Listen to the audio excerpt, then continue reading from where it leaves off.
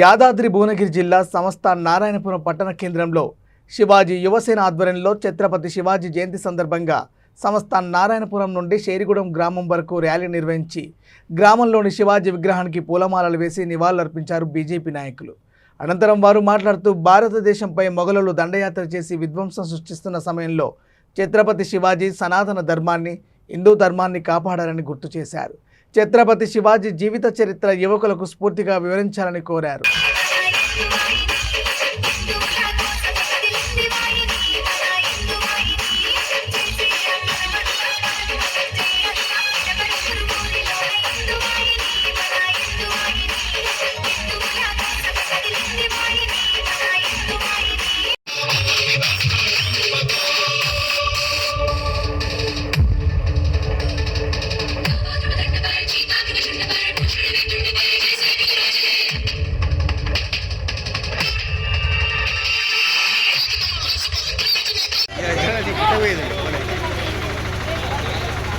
जय शिवाजी, जय शिवाजी, जय शिवाजी.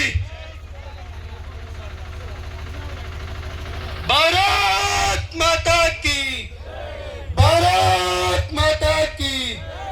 जय शिवाजी, जय भवानी, जय भवानी. छत्रपति शिवाजी महाराज జయంతి సందర్భంగా సంస్థాన్ నారాయణపురం మండలంలోని ఉన్నటువంటి ఏకైక విగ్రహం షేరిగూడెం గ్రామంలో ఉన్నది.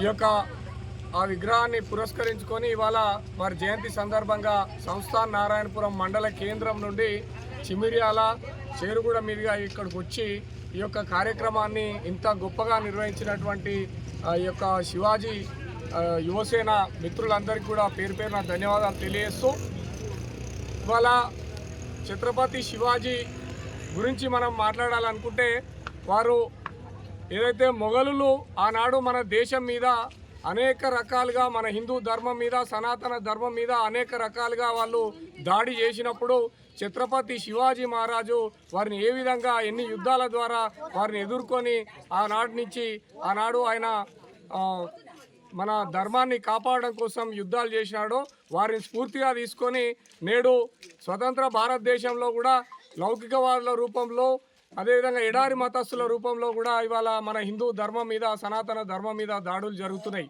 కాబట్టి ప్రజలందరూ కూడా దాన్ని గమనించి హిందూ బంధువులందరూ కూడా ప్రతి ఒక్కరు కూడా జాగృతమయ్యి వారి యొక్క దాడులను ఎదుర్కోవాల్సిన సమయం వచ్చింది.